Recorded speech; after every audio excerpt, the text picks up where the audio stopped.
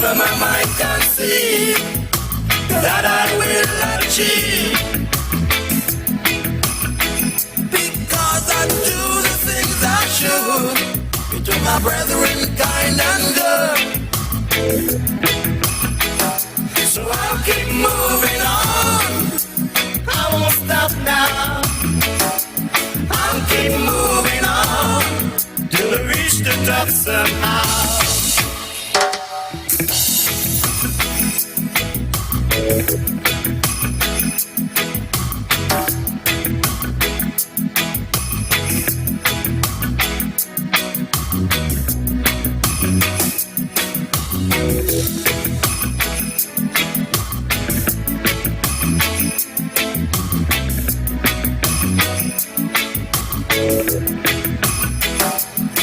So whatever my mind can see, that I will achieve.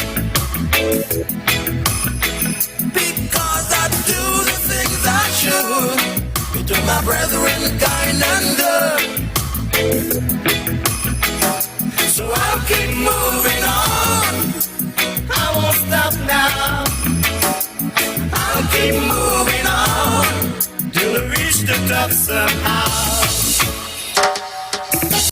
Oh yes, my Stray Dog family, when you hear that theme song, you know it is time for another edition of Stray Talk. And time for me to say good night, St. Kitts and Nevis. Good night to the Eastern Caribbean, and certainly good night to the world. Because on the World Wide Web, we have listeners all over the world. On ZIZ Radio Online, we do have listeners all over the world. And welcome to another edition of Straight Talk. And for those who are joining me for the first time, Straight Talk is a public service program that facilitates and promotes all issues of national interest, be they legal, be they environmental, be they technological, social, economic, and or political issues. On Straight Talk, you do have a forum to express yourselves freely.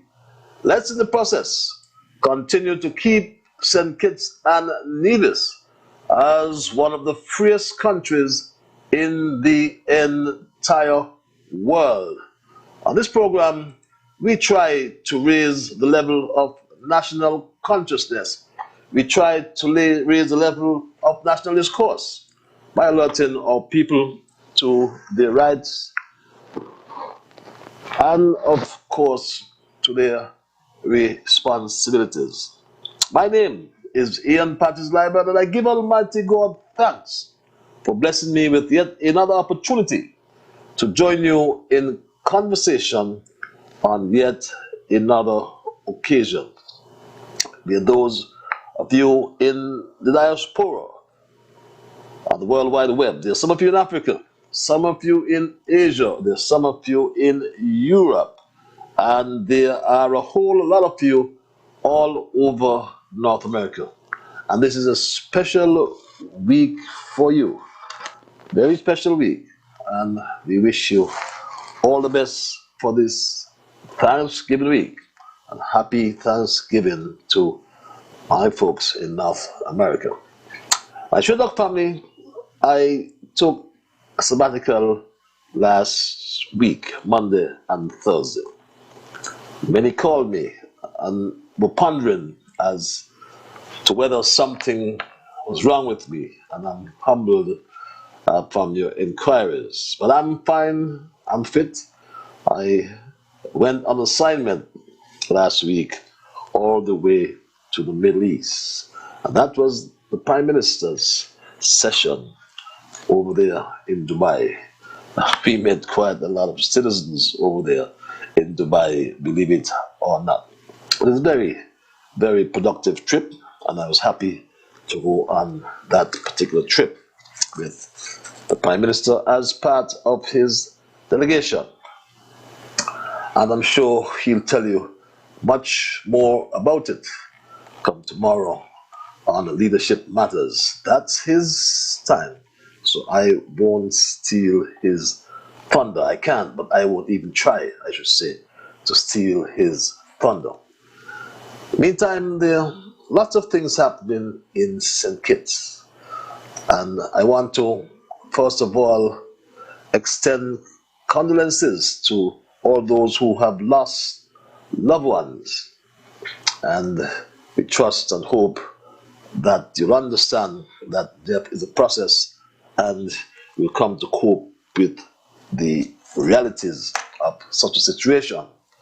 I've also heard of a father who is missing his son, and I heard him crying out today. We trust and hope we will be able to assist that father, because it's not easy to lose a child, son or daughter. It's tough at times. After I get the information about going on about my son, I tell my other kids, my daughters, them that we need to report it to the police. So I turned back from work and come and gather them, and we went to the police. Explain to the police what the voice note that my son sent to one of his friends, saying that he going with this guy. And if anything happens, somebody will know who he with. Right? And at least they will know where to go. But at least the police, from all reports, they have a lead, and we trust that they will follow that lead and find that missing young man. Just off the press, or just newly released as well, and you may be hearing it for the first time on Straight Up, is How Many More by Murray. And believe it or not, this is a song written by Dr. Cameron Wilkinson, just hot up out of the studio, and musical arrangements by West Youth and the Real Vibes Studio. And I'll let you have just a snippet of it.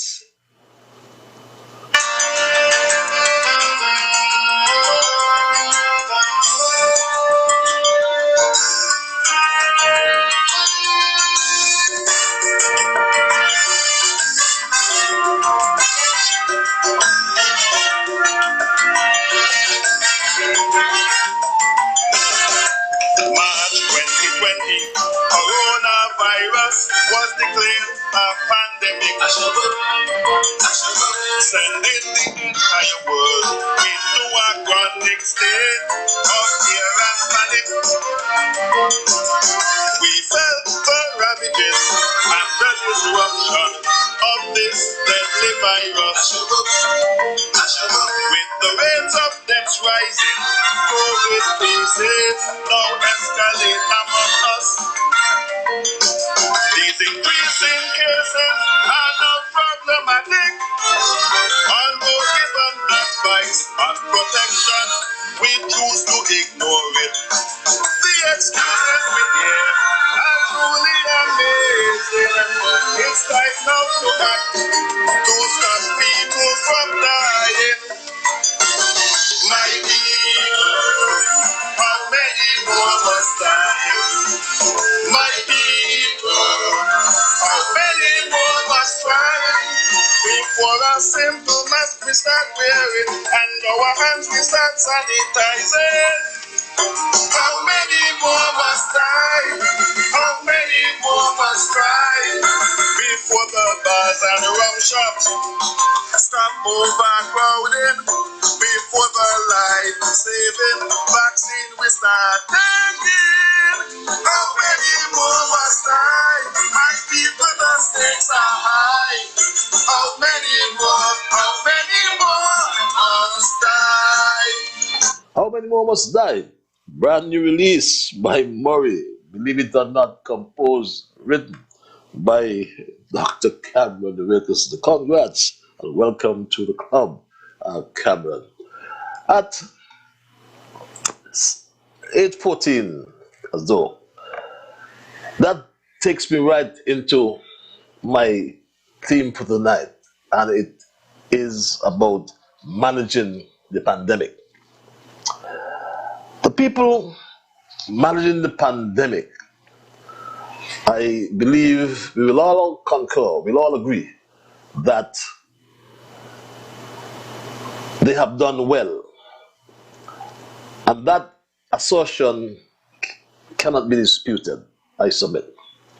Our nurses, our doctors, or most doctors, I should say, and in particular our chief medical officer, Dr. Hazel Laws, and our medical chief of staff, Dr. Cameron Wilkerson, now writing in Kaiso, they deserve our continuing commendation. Law enforcement also plays or continue to play a critical role, and the team unity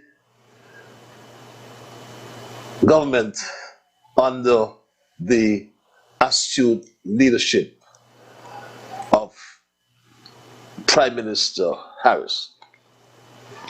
This coronavirus-induced pandemic is what I would call a 1 in 100-year cycle infectious disease that spread like a wildfire over the whole wide world. It reminded us all, however, that we are part of a global village. When just weeks after being declared a pandemic, on March 24th to be exact, 2020, our first 2 cases were diagnosed here in St. Kitts and Nevis. As of 11:03 p.m. on Tuesday, March 24th, 2020, the Federation of St. Kitts and Nevis confirmed its first 2 cases of the novel coronavirus disease, COVID-19, in St. Kitts. The patients are a 57-year-old female and the 21-year-old male, both of whom are Kittitian nationals, with recent travel histories to New York, USA. My government has advised that both patients arrived in the Federation on March 18th, were tested on March 20th, and have been in home quarantine ever since their return to the Federation. The infection of both patients is travel-related, meaning that the cases of COVID-19 were imported in. Yes, cases were imported. And 4 days later, on the 20th of March 2020, a state of emergency was declared in an address to the nation by Prime Minister Dr. the Honorable Timothy Sylvester Harris. Do we recall?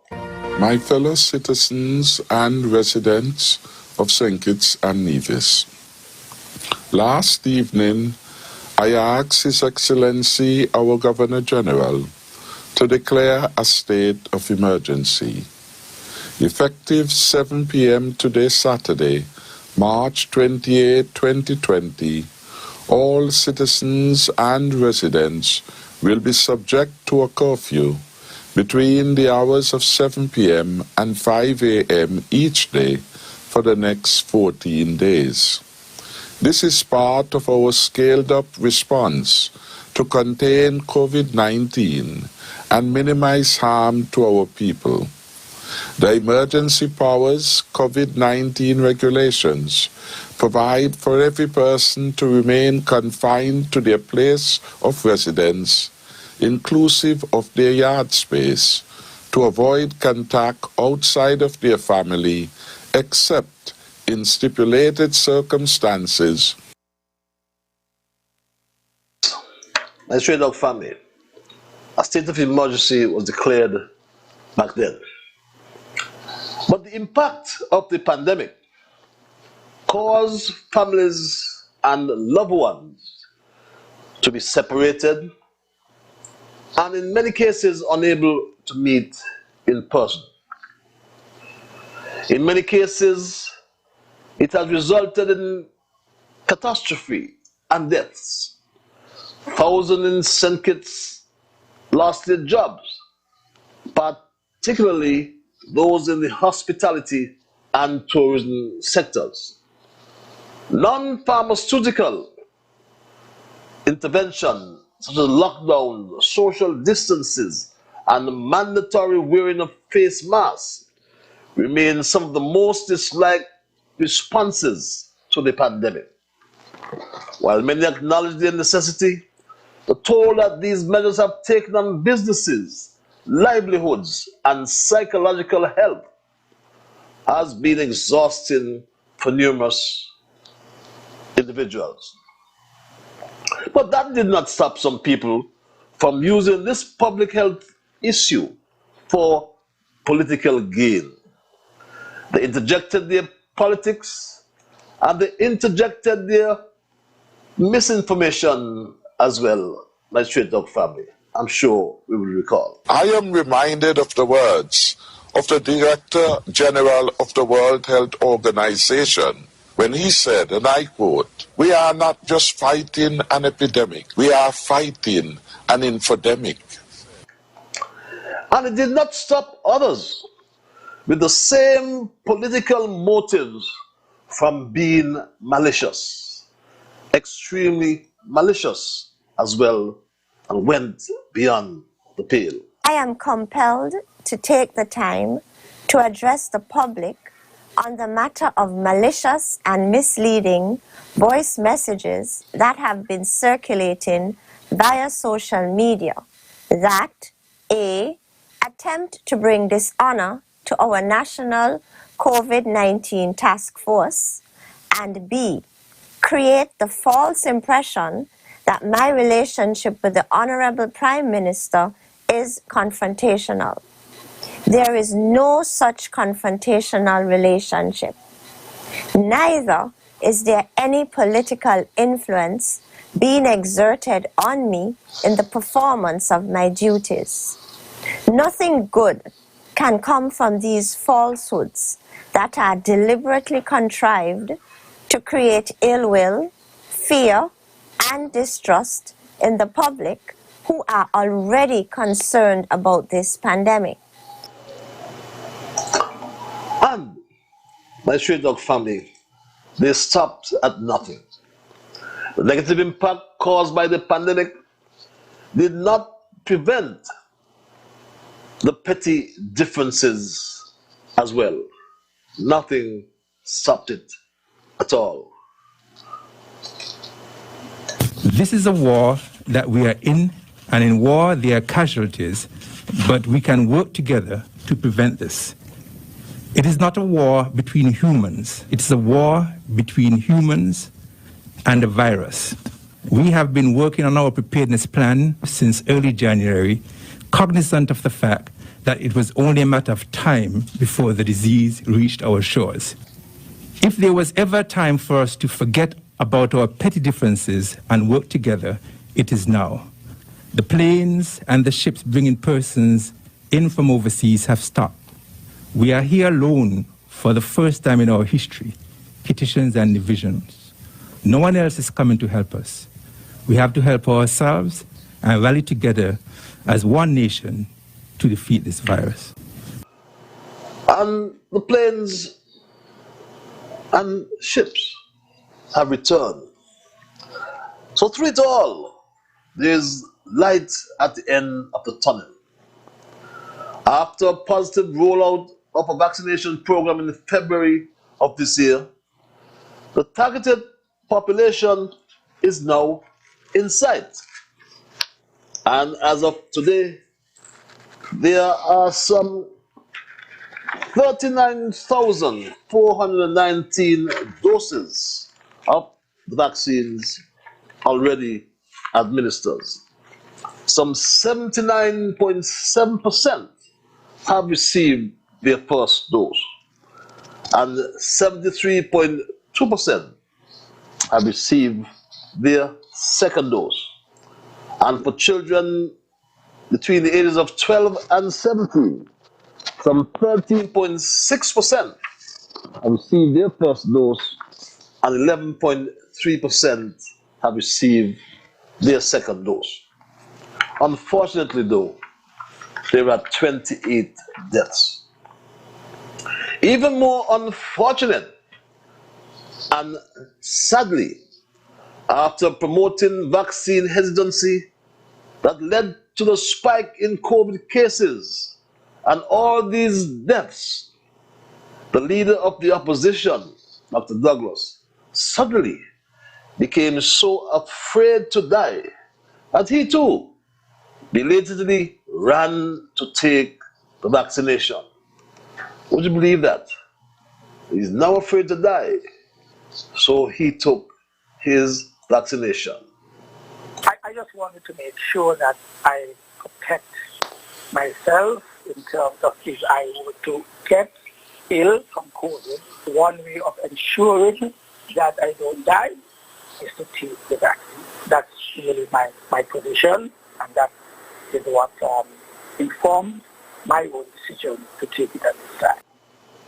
You understand what informed his own decision to take the vaccine after 28 persons in St. Kitts have sadly died, and someone very close to him, that he rest in peace, Douglas, ran to take the vaccine because, as he said, I don't want to die. I just wanted to make sure that I protect myself in terms of if I were to get ill from COVID. One way of ensuring that I don't die is to take the vaccine. That's really my position, and that is what informed my own decision to take it at this time. Hypocrisy to the highest order. But the good news is the management of the pandemic has remained focused on getting back the Federation to a level of normalcy. The good news, the curfew is now lifted by Straight Talk family. Cabinet has agreed to approve the carnival recommendations. The task force would have also made a recommendation after our meeting yesterday to have the curfew lifted, and I am pleased to inform you that the Cabinet has approved for the full lifting of the curfew from the regulations.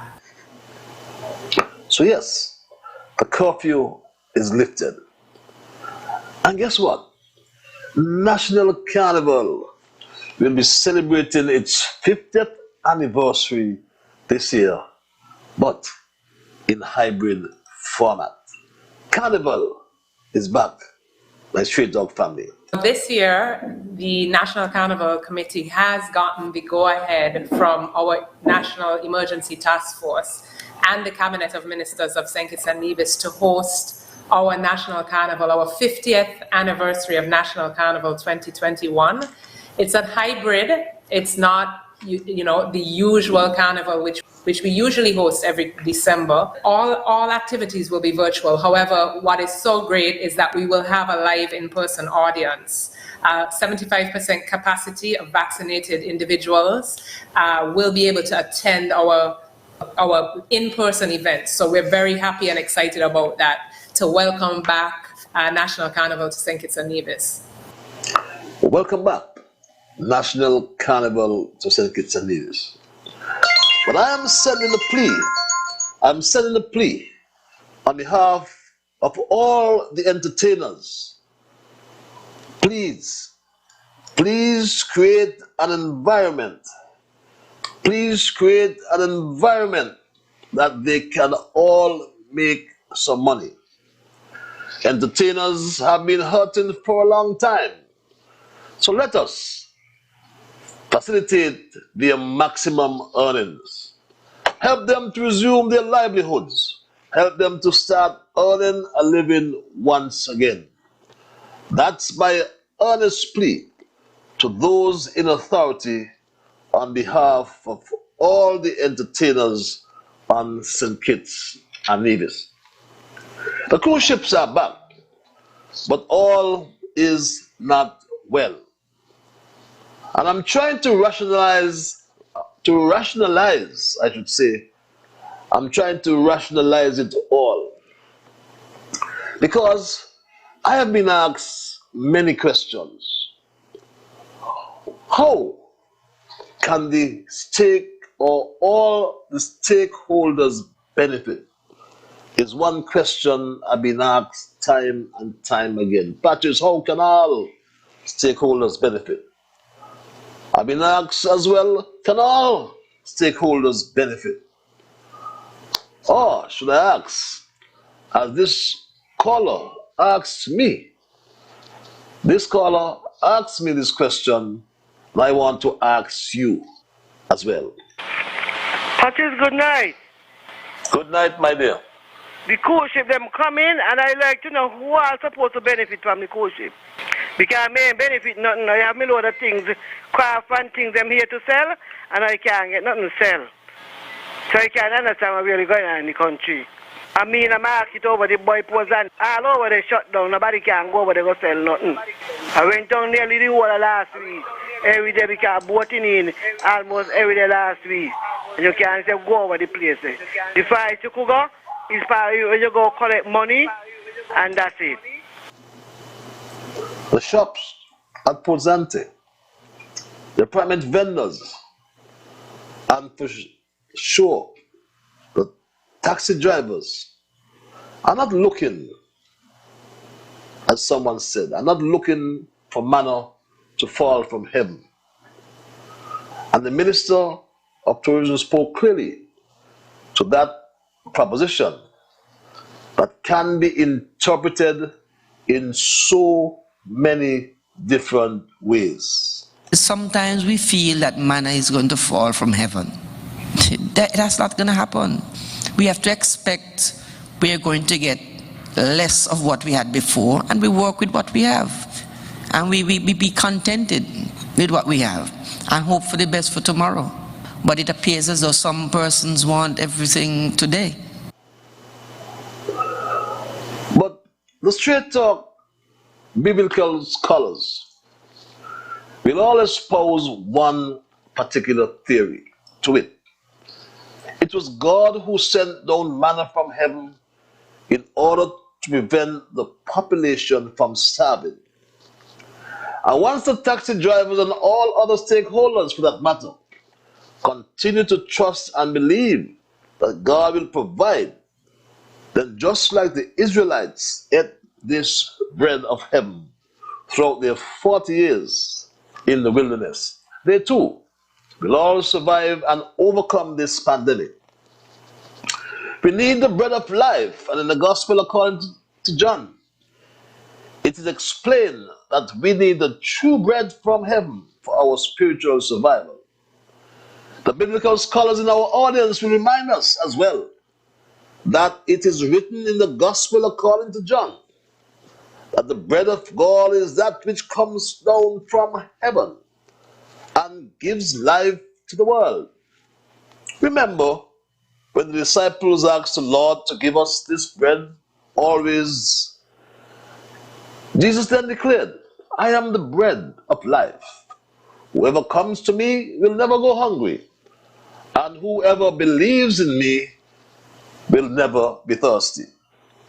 Truth be told though, the question is, what measures are needed to prevent the craft and private vendors, also the taxi drivers, and all other stakeholders from starving? What measures are needed? My Straight Dog family, that is the million-dollar question. Taxi drivers, for example, are clamoring for the removal of a fence. They are clamoring for this. Move the fence. People are hurting. Why are you blocking the industry? Only certain people. grabbing it, is grabbing it. What about us who suffer for 20 months? We did nothing. Government, please. Open up. We hurt for a long time. We've been hurting. We're still hurting now. So open it up, full capacity. Move that fence tomorrow. Move that fence tomorrow. Is this the wise thing to do? That's another question we must ask ourselves. Who owns this fence, by the way? How much it costs to build a fence?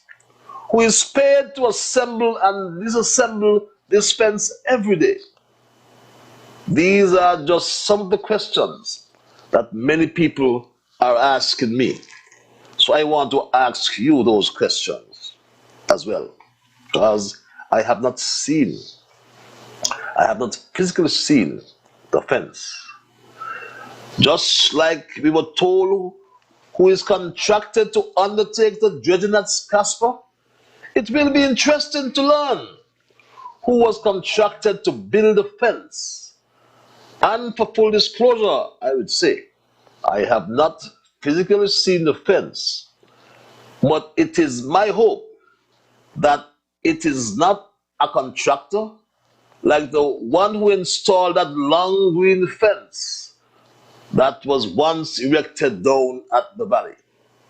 The good thing is, though, is the Minister of Tourism also wants to see the fence come down.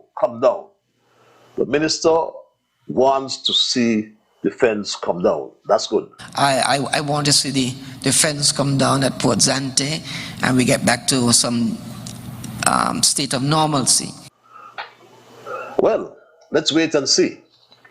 As the Federation inches towards the 80% threshold, as I intimated earlier, we are pretty close. We are some 79.7%. We're almost 80%, we can say, first doses. So we look forward to fully opening the economy and getting back to a sense of normalcy in our land of beauty and a country where peace and love abound.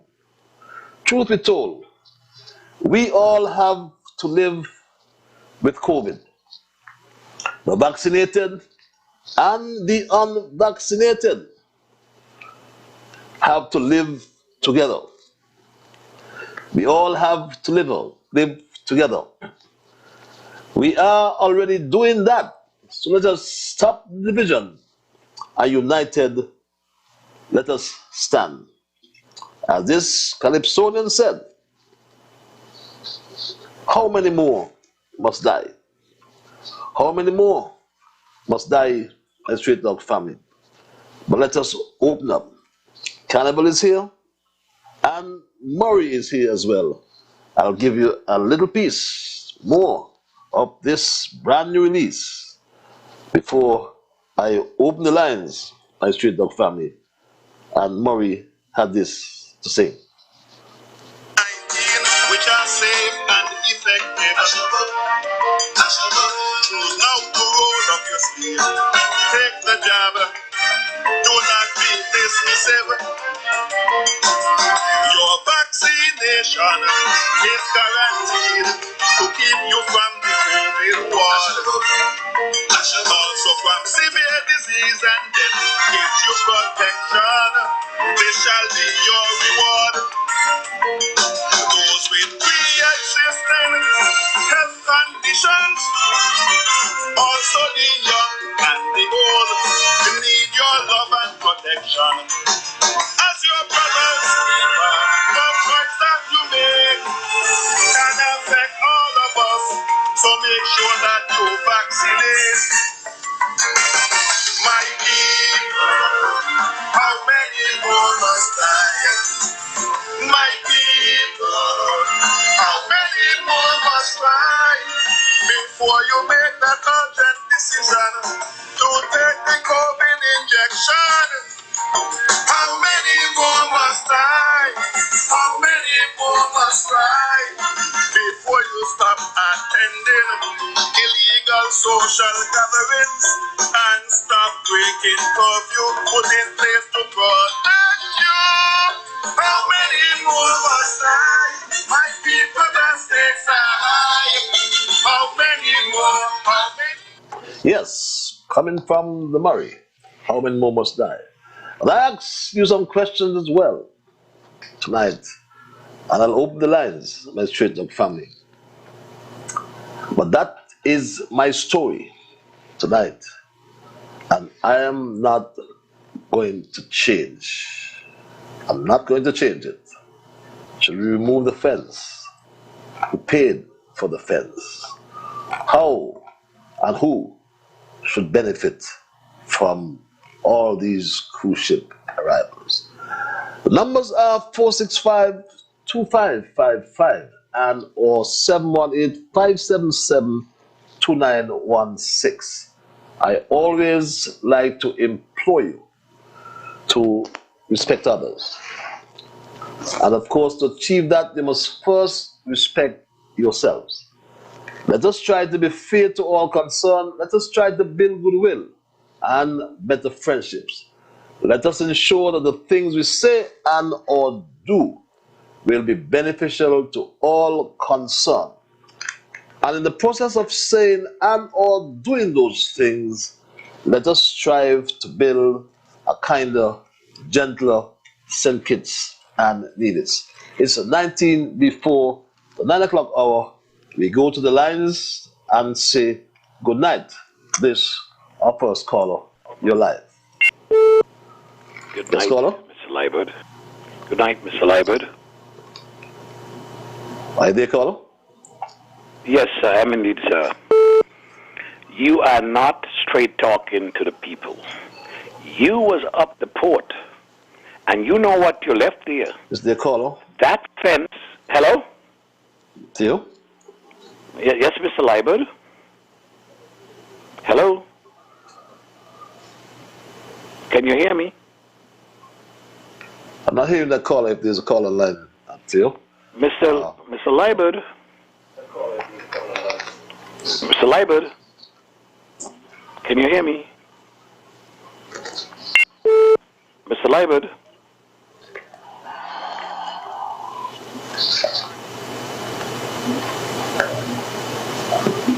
Thank you. Mr. Liburd. Yes, caller, are you there? Mr. Liburd. Yes, I am, sir. How are you? Mr. Liburd? Hello? Okay, I thought we had a lapse and we get Yes, sir. phone sorted out. I can hear you now. Can you hear me? Straight up family. If you just join us, we are focusing on the management of the pandemic and how are we gonna get back to a sense of normalcy. How can all the stakeholders benefit? The questions we ask tonight. Can all the stakeholders benefit? Or should we Mr. Liburd? fence, as we said? Let's go back to the lines and try this caller one more time. Call your line. Mr. Liburd, good evening. Can you hear me, sir? Hello? Mr. Liburd?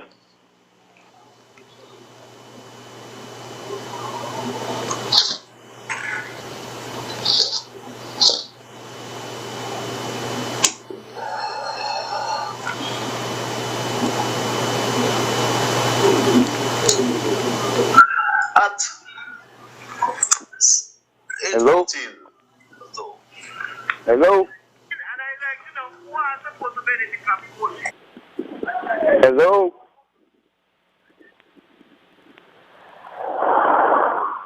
Hello? Namesake?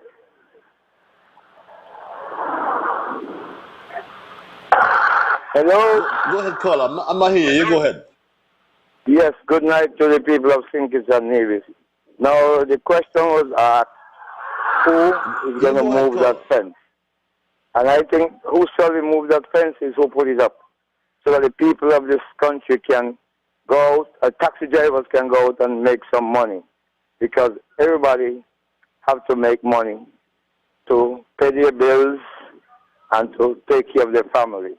So by right, if the fence is the problem, let us move the fence.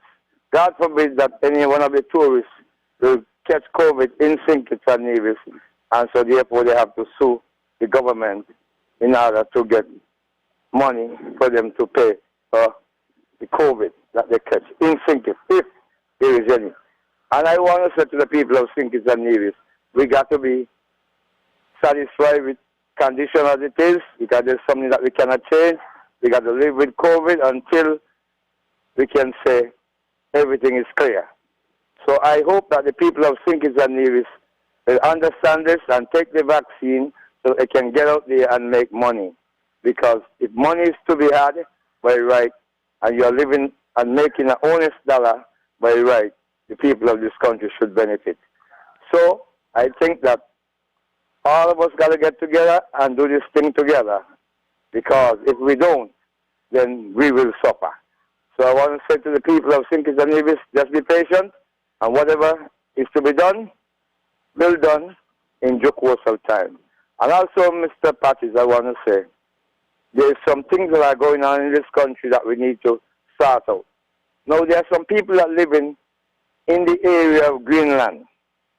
And it's really hurt my heart to see that we're trying to keep this country clean, and people are still dumping garbage all along the side of the road in people's land, because there's a house coming down from the cemetery on Greenland, and some beds that came out of somebody's house was dumped on the side of the road, not too far from the sidewalk, coming down to Greenland. I think we need to get rid of this nastiness and try to do things in a decent manner that our country can continue to stay healthy and keep clean.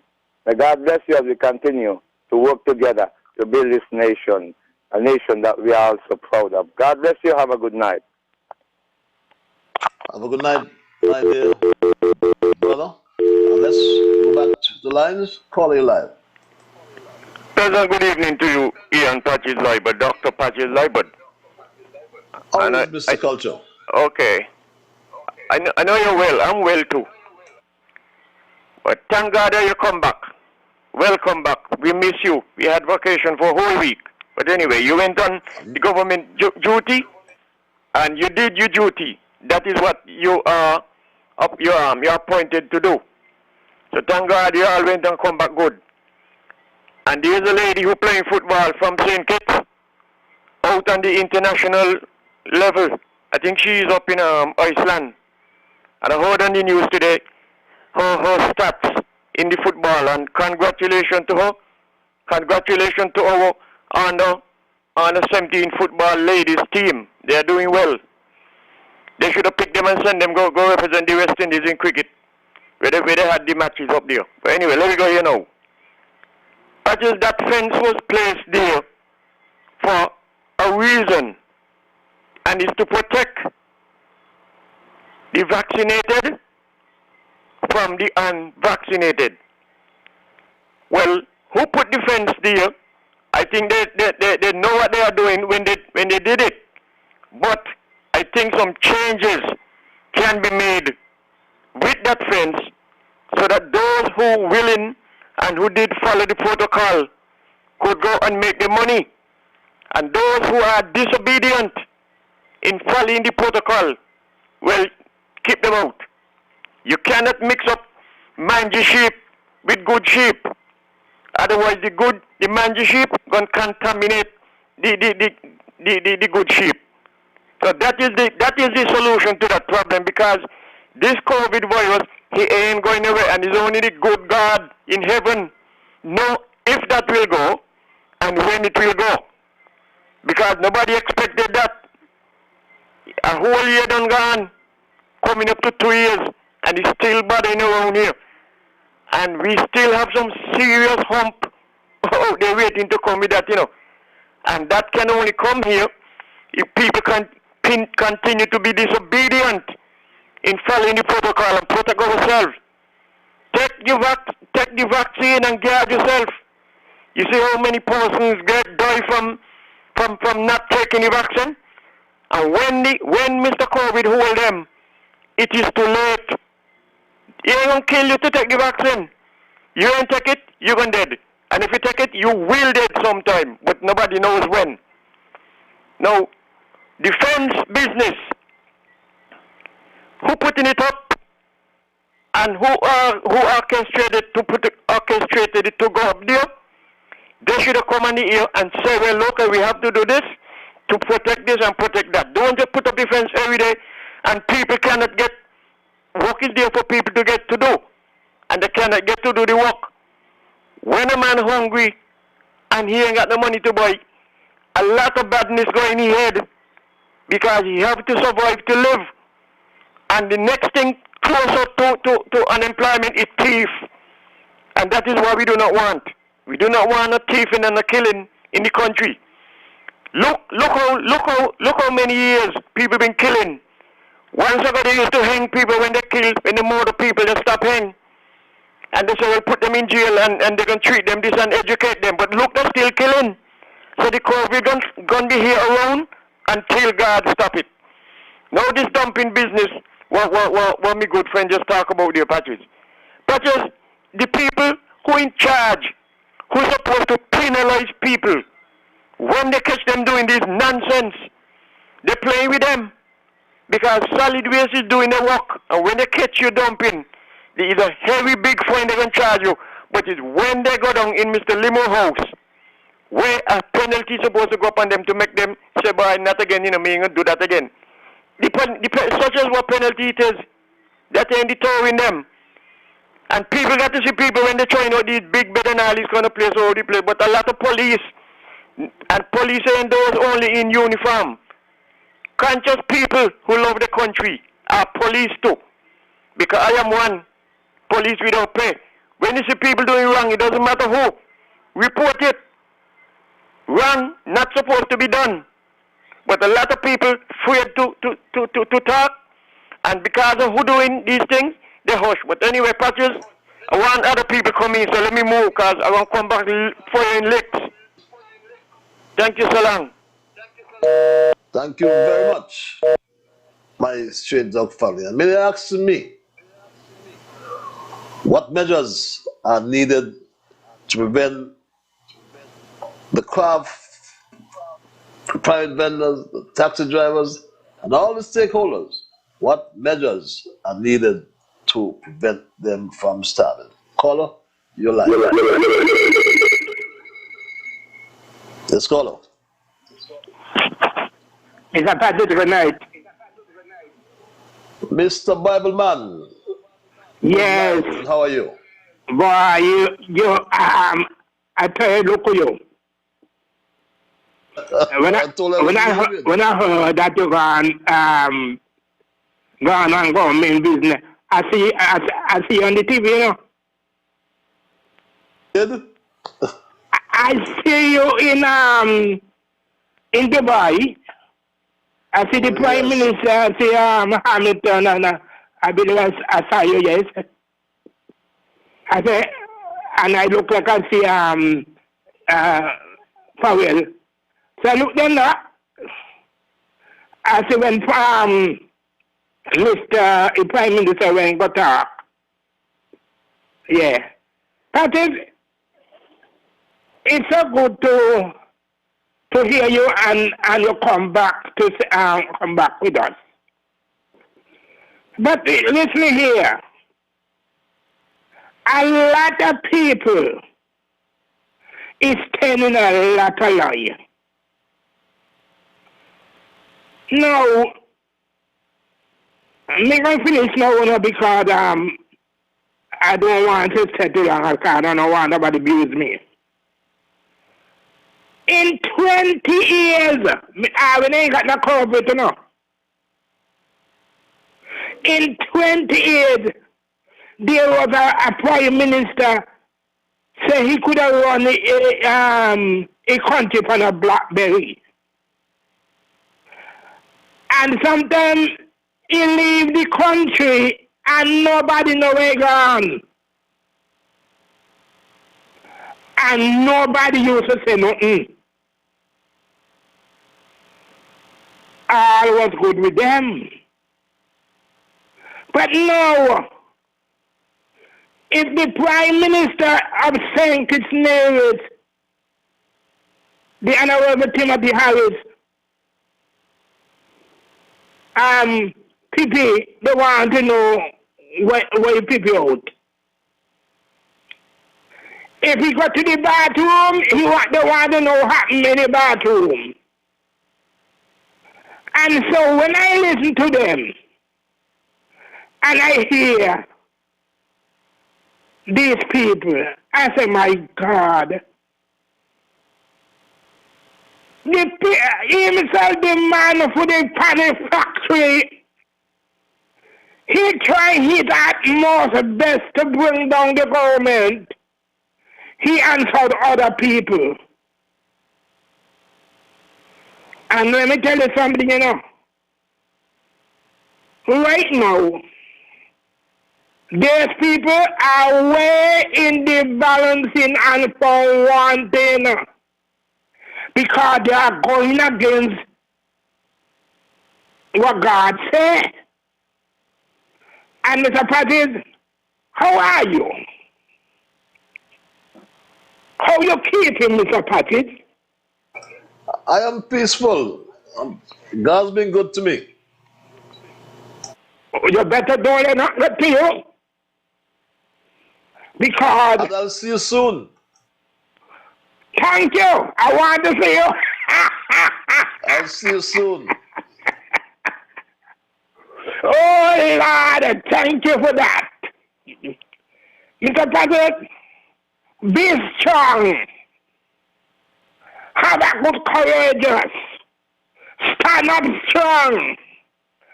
And asking God day by day to strengthen you. Don't let nobody harass you.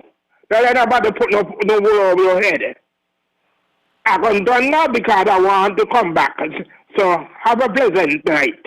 I'm coming back. See you. Have a pleasant night. The Bible man didn't get his Bible verse tonight, but let's go back to the lines. I'll call you alive. Good night. You can hear me? Yes, I'm hearing you loud and clear. Yes. No, Mr. Liburd, with the vaccine, if the authority or whoever is to do with it want people to take the vaccine, I don't think they must tell them how much they reach to, because it's that what they're watching. Because a lot of people, they want to go. And they have a lot of things on their phone going around showing people that people just, if they keep in a meeting, they just fall down dead. If they keep kicking football, they just fall down dead. And the people, they believe what is what the media or whatever on the phone. And they know it's not true. And they want people to believe like them. So I think they reach 80 and they were supposed to go 100 or 70. They keep it at that. Just say how much they did and it's all right. Because if you tell them how much they did, then they're going to say, oh, people are dead for true. Because they're saying nobody dying. It's like they're telling. So I don't know. Okay, see you. Thank you very much. That sounds like Alice in Wonderland, suggesting they should not reveal the statistics, but just tell people how many have died. Interesting perspective. But let's go back to the lines. Call you live. Mr. Liburd, good evening. Good evening, sir. Welcome back to St. Kitts. Mr. Liburd, you was up the port for 5 years. Did you leave that fence there? Mr. Liburd? Is that a rhetorical question? No, as a question, it's a 20 question quiz, but I won't do 20, I'll just do 2. Well, the questions normally come from this side of the mic, but I'll answer you. Mr. Liburd, okay. I can do like the old days, hard word pass over. Mr. Liburd, what we need to get the AG involved in is that fence, who it belongs to, it's been rented. And all that work with that plastic, the money they say for all that plastic of the airport is too much. It's called graft. Mr. Liburd, I look forward to seeing you in St. Kitts before the Christmas. We have something planned for you in your town. Good night, Mr. Liburd, and God bless you. Good night, my brother. Plastic. Well, I haven't seen plastic. It lost me a bit. Anyway, it's 9 o'clock. Right to the top of the hour. Let's go back to the lines. Call your line. Hello, caller. You know, if you just join us at Straight Dog Family, we are looking at the management of the pandemic. And those who have managed the pandemic have done a marvelous job. I'm sure that we would agree. We have now lifted the curfew, and we anticipate we'll have a hybrid carnival. Virtual hybrid, I think, indicates it to be virtual, and of course, some people would go in person. So I understand that some 75% will go in person. I'll get back to that. Let me go to the lines. I'll call you live. Let's call her. Oh, yes. Good evening, Honorable Patents. Good evening. Yes, good evening. You sound like you're in a foxhole. All you say that my husband love Dubai. Dubai, but all you went down by Dubai. So why you been from Dubai for St. Kitts now? After all this time, I was down there by Dubai. Dubai, where in you? Me can't call it good. But anyway, everybody asked me about this barrel and this barrel and all kind of problem. But that is, God gonna take care of me and He'll take care of you. Can you tell me you're married?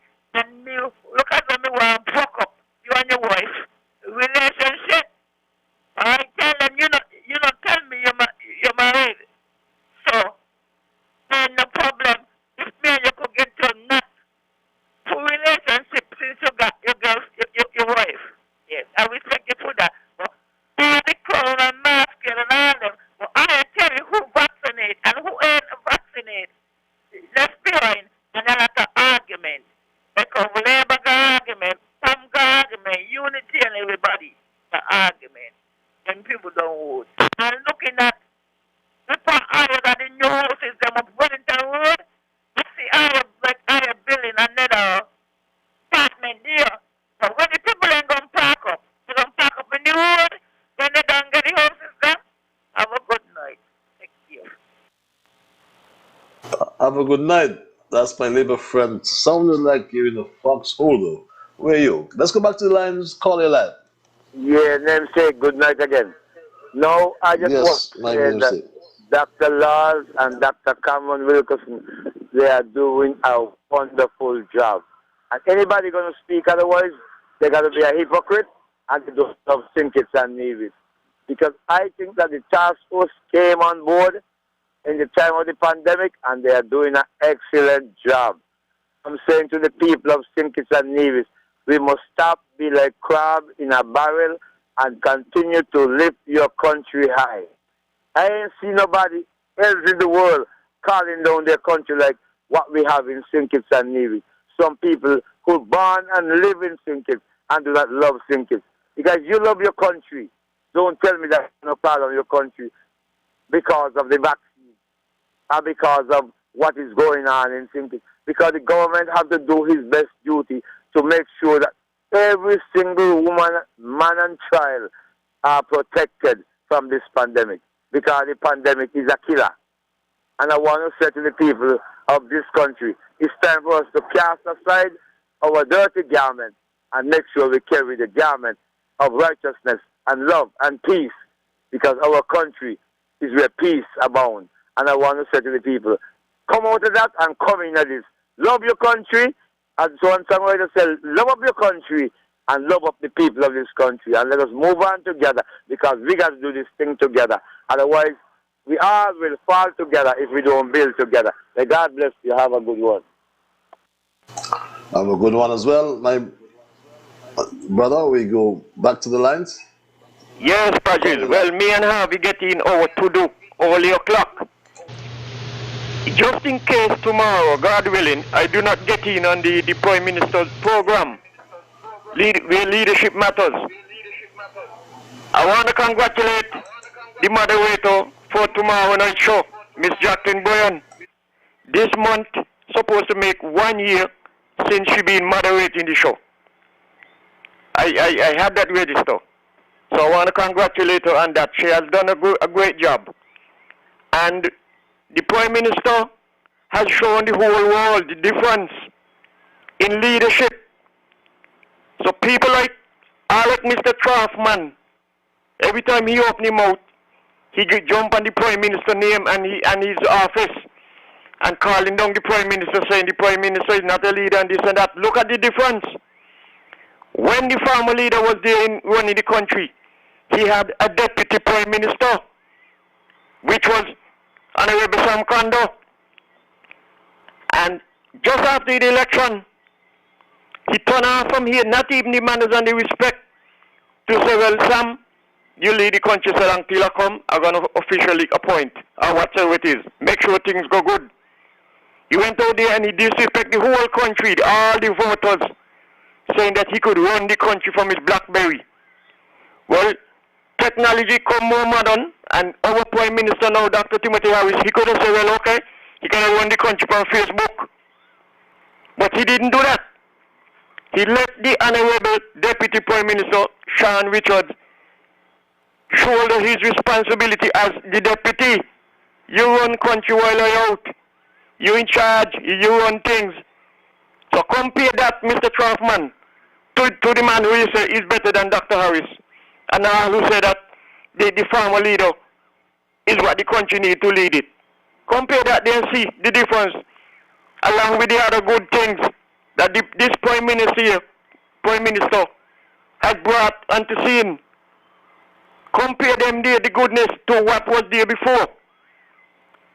Millions of dollars was wasted when Dr. Simmons take office, so that they're going to have inquiry upon Dr. Simmons. And Dr. Simmons wasn't accused of nothing. His government wasn't accused of doing no wrong. Millions of dollars gone on the drain. And nobody there to ask. Nobody asking when they're going to get back the money, because the money is taxpayers' money. It is taxpayers' money. And many other things that money was wasted on. And we need to know about them. We need to know who's going to pay back and if they're going to pay back and when they're going to pay back. We can't just sleep on these things here. Because before all kind of election, all kind of thing was supposed to be done. And some has been done and some is still there to be done. So we don't know what's going to happen. The man they get paid too much of people money. Now, Patches, you got some people here.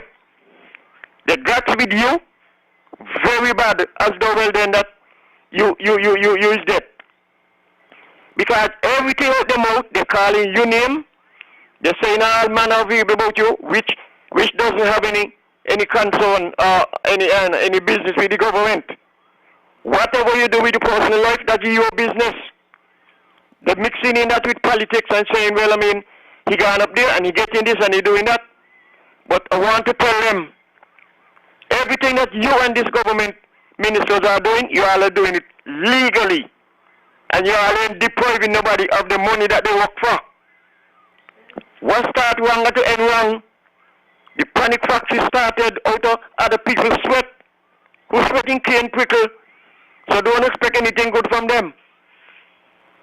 They're trying their best to see if they could bring down the government, and a former minister who was in the government used to talk about he did to keep the government foot, to keep fire under the government foot, that they don't know wrong. Well, evil think as evil does. When he was in government, the wrong way he did, he feel like this government is doing it. That's why he think that way. But I know for sure, one of the things what was done wrong is when you play the soundbite about the land on Bell tape. When he say he can't remember something just happened 2 weeks ago, but he could remember things what happened since he was a little boy. So Patrick, you keep your head on with them. Don't trust nobody. Tiger Flower is getting information from lawyer Button Up. And when he done, he going to ask ministers of the government foolish question, thinking he going to get to hear what Tiger Flower tell him to go ask them. But when he get the answer from them, he don't like it and he don't come back. So he can't go up on his stupid pink Mickey Mouse program go talk about it. He called a minister some time ago and asked the minister when he gonna move fence. And the minister put him in the place. Put him in the place because he think the minister gonna come, the minister was gonna give him what to show in Timothy's face. But the minister stopped him and put him in the place and he ain't come back. Patches, let me move, let somebody else come in again. Thank you very much, Patches. Have a good night. Thanks for input. This email reads, the housing project at Wellington Road, which is your brainchild, is a marvelous sight to see. Read this email. A puppy show was touting on the radio that Jeffrey should be the one distributing them. I had a big laugh because Jeffrey and Dwyer cast so much aspersions on them while under construction and no one to give them out. Some people just shameless. You know, Jeffrey went into the National Assembly and complained to the Speaker that he was not even given an invitation to attend the formal opening. Let's go back to the lines. Caller, you're live. It's 11 past 9.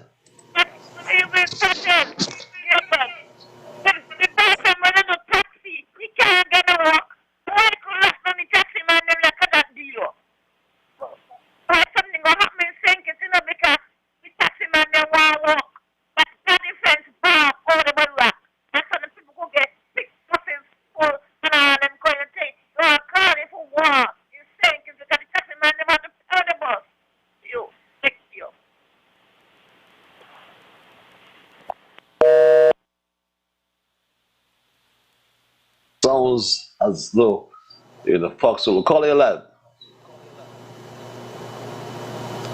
Yes, caller. You know, let's take this other email. This other email reads, in the meantime, the Russian fight for the leadership of the Labour Party is no joke. They are not looking at the leadership of the party, but more focused on becoming Prime Minister. In fact, they all believe that the call for the elections in January next year by a certain illusionist will occur and the Labour Party will win. I want to say to these party dreamers, wake up and face reality. No right-thinking citizen in this federation would ever make that mistake to elect any inexperienced individual, novice, or children to run this country. No way. We are more educated than that. Reads that email. Let's go to the lines. Caller, thank you for holding. You are live. Hello? Yes, you're live. What John James does say is so right. I don't know who tell them that they're better. If they know they do it better, why they never do better? And with the cleaning up, have you say, that gonna be still news because we tired talk. It ain't talking you want because the inspector went to campaign against Mr. Keeler and Mr. Keeler got him up in his stomach. She not tell him go around, go do nothing. So the shame gonna be pan she too because all village is village. And they must done with it. So you're going to have to be talking about cleaning up all the time. And you, Mr. Liburd, this your program. And if anybody call in or something like that, please call somebody who you know one could do the thing. Because it's not fair every time people talking about the same thing. Which got to live and me supposed to clean up people's land. Because if I clean it up, I'm going to occupy it. So what they're going to do, come? They have names on the inland revenue of people. Look for them and write them. And if they're not coming, government build house on them. See you. Have a good night. Have a good night. My dear, sounds so much like Alice in Wonderland. I challenge you, Patches, to ask Dwyer to respond to 2 paragraphs of a letter written by Denzel Douglas to Ozzy Liburd. I have not heard you asking him the questions on your program. Read this email. At 9:14, we go back to the lines. Call you live.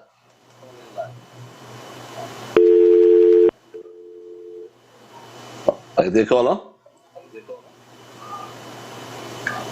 Okay, seems to be having some difficulties with this line tonight, but we'll get over that. I wonder who those three groundless characters think they are feeling. Fooling that should be.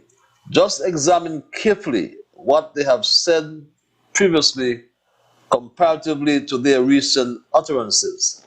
I am left to believe that they are really confused and trying their best to confuse and mislead the listeners. With that other email.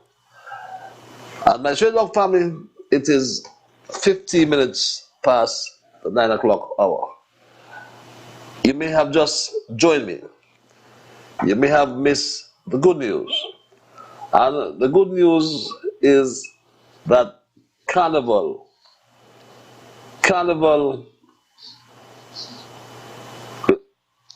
will be celebrating, or the National Carnival Committee will be celebrating, or the people of St. Kitts, I should say, will be celebrating the 50th anniversary of Carnival, but in a hybrid format. Hybrid simply meaning that you have in-person attendance at functions, at shows, and virtual, so a mix of both.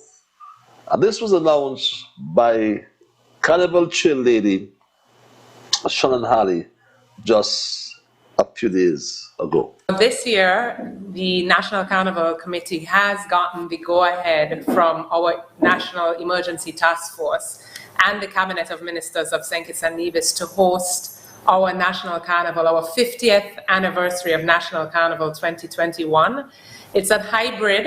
It's not, the usual carnival, which we usually host every December. All activities will be virtual. However, what is so great is that we will have a live in-person audience. 75% capacity of vaccinated individuals will be able to attend our in-person events. So we're very happy and excited about that, to welcome back National Carnival to St. Kitts and Nevis. 75% on the line of vaccinated patrons. So you gotta get vaxxed to enter into any of these venues that are hosting the shows. And again, if you've just joined us, I'm sending a plea on behalf of all the entertainers. Please create an environment that they too can make some money. Entertainers have been hurting for a long time. So let us facilitate their maximum earnings come Carnival. Help them to rebuild their livelihoods. Help them to start earning a living once again. That is my humble plea to those in authority on behalf of all the entertainers in St. Kitts and Nevis. The cruise ships are back. I mentioned that some programs ago. But truth be told, all is not well. And I'm trying to rationalize it all, because many have been asking me questions. One lady called my program and asked me this point blank question. A reasonable one at that. Very reasonable question. She asks this. This is what she asks, I should say. Wow. I think I missed that question. But here's what, and Straight Dog family, here's what. Here's what we'll get that question. Things them here to sell, and I can't get nothing to sell. So you can't understand what's really going on in the country. I mean, I market over the boy pose and all over the shut down. Nobody can go over there go sell nothing. I went down nearly the whole of last week. Every day we can boating in almost every day last week. And you can't say go over the place. The price you could go is for you go collect money and that's it. And something I believe will be done about that. Let's go back to the lines. Caller, you're live. Yes, good evening, Honorable Patches Liburd. Welcome back to the great program of the century.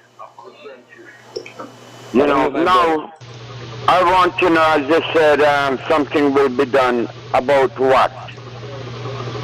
Well, when it will happen? When some people are up the cemetery and the rest in the dental jail? I don't think we should wait that long. If I went out and vaccinate, I'm not sure I have to pay a price for somebody who ain't vaccinate. Who ain't vaccinate bear their own burden.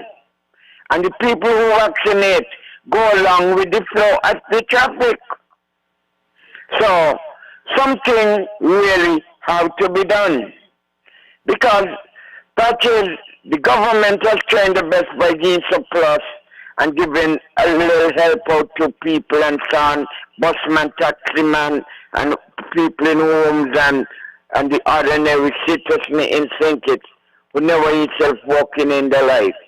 The government give out handout to them.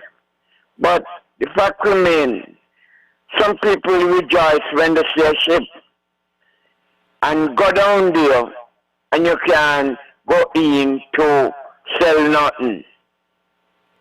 You understand me? While you're vaccinated, you should be able to enter Port Zante to do your trading what you used to do. If you ain't vaccinated, stay to hell out of there. But while you're vaccinated, people have the right to go in, to go to palace, come by walk and have a drink, and different things like that while you are vaccinated. You can't discriminate. We are not in South Africa. But I know the Prime Minister has sympathy for people. So something can be done, but I think it should be done before the end of the week. Okay? Is there anything you want to ask? Because I have to let you know that. Rockefeller. Yes, sir. It sounds like you're in the cabinet. Well, no, I am not in the cabinet yet. I'm trying to get in there.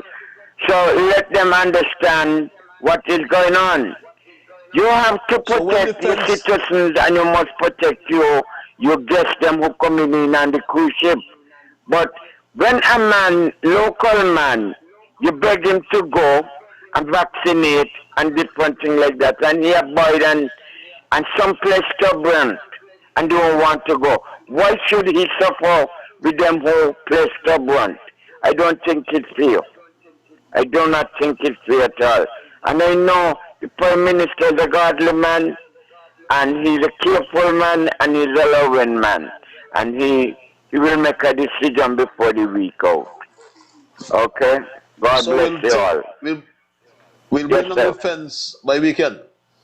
By weekend, something will done. Okay. Okay. I'm listening to the Calypsonian. Thank you very much. Calypsonian is the voice of the people. You hear what the king of the people said. This weekend we'll hear something. Let's listen now. Caller, you're live. Yes, Patches. This is Jamlo here. How are you, Jamlo? I want to agree with what 150%, you know, because I'm going to say something here tonight, and a lot of people are vexed with me. I'm challenging my Prime Minister not to move the fence them until next year. All who vaccinated should get access to Port Zante. We need more people in taxis and all who are plying the trade who build this tourism down there. Don't handpick nobody. Come on. People got to eat. Some people out there, man, it's terrible. Sometimes I can't hold a week's patches. You understand? What I like to see is a fair share across the board. Miss Brown, them can't hand-picking people and they're drawing a salary. It cannot happen. Why you can't get two mobile bathrooms down there to accommodate the English tourists them will come there yearly and cruise ships? By the time the people leave work to go up in the Pelican Mall, the whole house is pissed down. That's where we're selling Miss Brown. Where you going on the Prime Minister's show talk tomorrow? This is the thing you and Abdul Samuel must deal with. Come and talk to people who know tourism and seeing things on the ground. Nothing could do from up in the office. Because it look like you is the minister, not Lindsey Grant. Lindsey ain't know about the tourism. And it look like it's you running the tourism. You hold a legion for that. It don't work so here. I never see that happen from Miss Watley. Neither Lachlan Richard, Richie, Michael Powell, who was the minister, none of them. Come on, stop treating people like that. He had man patches I meet and Saturday night. Well, up and down looking for me. He got a store outside there in the Digicel building. And the man asking them all the time to give him the all clear. He done set up everything. You know when he get you? This morning. Because they called certain people and abuse them off. They tell him 3 o'clock this afternoon. He don't get the okay to operate tomorrow. And the man done calling them since about 2-3 weeks ago, patches. Them things can't be right. You're talking about stakeholders. If it's never for these people, we couldn't get a cruise industry down there. The shopping is important. You can't treat these people like that. Come on. Mr. Prime Minister, you gotta get into it. Come down by rock and spend some time. Let me deal in things where Miss Brown and Lindsey Grant have been dealing with. Come and hear and deal with these things. It's just Friday. I was talking to Juicy. And Juicy understand it. Because they had meeting with the taxi association and they see clearly where the tourism is messing up. They don't want to listen to people. The taximen, they should be out there and trying to listen and give them support. They should beg. And the tourism never go like that, you know. Otherwise, the cabinet chef. This is Jamdon talking here, Patches. Have a good night. Welcome back. And make sure you come home too, you know. Just don't go Dubai, you know. Come think it. Have a good night. Thank you, Jamdon. I'm going to see you soon, Jamdon. Let's go back to the lines. You said don't move the fence till next year. Wow, that's a challenge. Good night, Mr. Liburd. What do you think? Good night, sir. Yes. What politicians got to understand, right? It's politics and everything, or most of everything, has something to do with politics. So when you're making decisions, sometimes you got to make your decision based on politics and your position. You got to remember also that it's not a cricket team or football team you're picking. And people, when you make decision now that people are not pleased with, even though the decision that you're making is in the best interest of the people, but if they're not pleased with it, they're going to remember you at some time, right? Then it might appear to you now that they can't do you anything, but at some point in time, it's going to come a time when they could do you, you know. So even though yes, we had about the pandemic, yes, it's a pandemic. It ain't the government that is doing anything or put anything in place to harm the people. The government is trying its best to keep the people and the country safe. But at some point in time, there's some things you have to let go. There's something you have to let go. Yes, the people are complaining about the fence and things like that. sometimes that you just got to give up. You got to let go because it's the same people. If the people think now that you're putting a fence to prevent them from making money, down the road now, and you go to them, what do you think they're going to tell you? Boy, 3 years ago, you had a fence that prevent me from making money and me this and me can't. Because of that, my lights get cut off, the water get cut off, the bank this, the bank that. So sometimes, even though you're doing things, you think you're doing things, or you're doing things with that might be in the best interest of the people. Sometimes you don't got to let go, step back, and take a second look at things. Because what you're doing now could be harmful to you down the road. Because it's the same people you got to go back to. So I think sometimes somebody should probably sit down and look at things differently. Yes, we would have reached a certain way. You're telling us that the pandemic, you're saying that the pandemic is going to be something that you got to live with. So if you got to live with it, so then why are you still having things? People are saying, oh, they're not making money because of fence, and so you're going to allow a fence to make you lose something that is much bigger than the fence to you, or more important to you than a fence. Right? I think somebody should back and look at it and make some decision. Thank you for having me on your program. Thanks for your input. You said it's a political decision. Truth be told, the question is, what measures are needed to prevent the stakeholders, the craft and private vendors, and the taxi drivers from starving? That is $1 million question. Taxi drivers are clamoring for this. Taxi drivers are saying this. Move the fence. People are hurting. Why are you blocking the industry? Only certain people are grabbing it. What about us who suffer for 20 months? We did nothing. Government, please. Open up. We hurt for a long time. We've been hurting. We're still hurting now. So open it up, full capacity. Move that fence tomorrow. Move that fence tomorrow. Is this the wise thing to do? Is the question. And who owns this fence, by the way? How much it costs to build a fence? Who is paying to assemble this fence every day? Many people ask that question. A good thing, though. And I, for full disclosure, have not physically seen the fence, but it's my hope that it was not done by a contractor like the one who installed that long green fence that was once erected down at La Valley. But these are some of the issues we need to know. Caller, you're live. It's 9:32. Mr. Ian Patches Liburd, greetings to you, brother. And how are you? Greetings. I am peaceful, my brother. Yourself? I'm very, very, very good. Listening to you loud and clear. Sound very sound and positive from your week break, and that's good.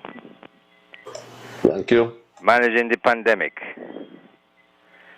Mr. Patches, so far we've been doing pretty well. And we got to continue putting our trust in God by doing what is right. Not today, but not tomorrow, but consistently doing what is right.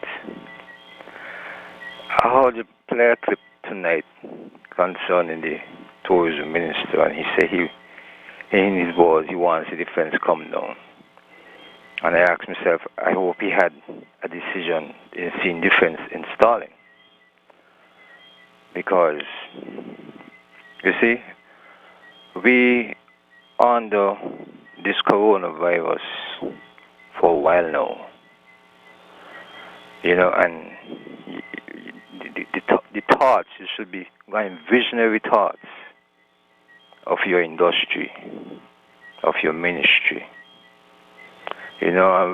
Before the virus, we see how the tourism was booming.